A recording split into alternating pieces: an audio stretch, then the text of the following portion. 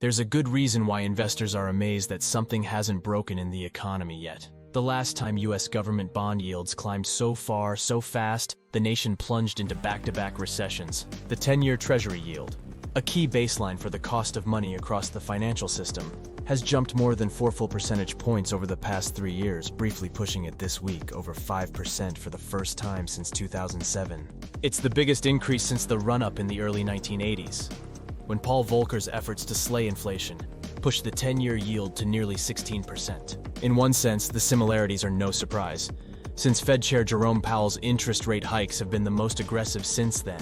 In another, it underscores just how much times have changed. In the 1980s, the monetary policy onslaught set off 2 recessions. Now the economy has continued to defy pessimistic forecasts, with the Atlanta Fed's estimate showing that in the third quarter it likely even gained steam.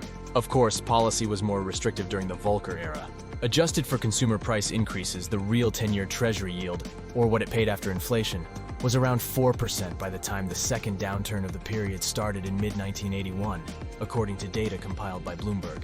It's around 1% now, but the surprising economic strength has nevertheless injected large amounts of uncertainty into markets, where bond yields have pushed up sharply over the past several months, amid increasing conviction that the Fed will keep interest rates high.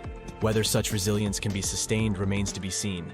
Billionaire investor Bill Ackman closed his bearish bets against long-term bonds Monday, saying the economy is slowing fast. Yet the year began with similar calls, accompanied by expectations that the bond market would rally as the Fed changed course. Instead, bond prices have kept tumbling. The Bloomberg U.S. Treasury total index is down about 2.6% this year, extending its losses since the peak in August 2020 to 18%.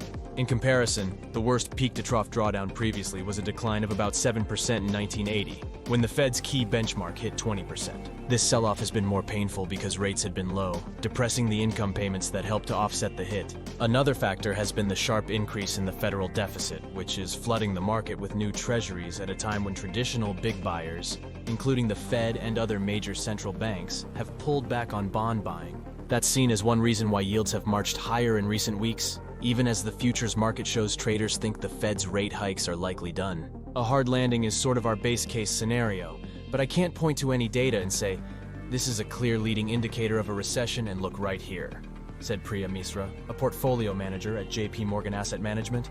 Conviction levels are low, she said. Investors who had been buying bonds have all been hurt, she said.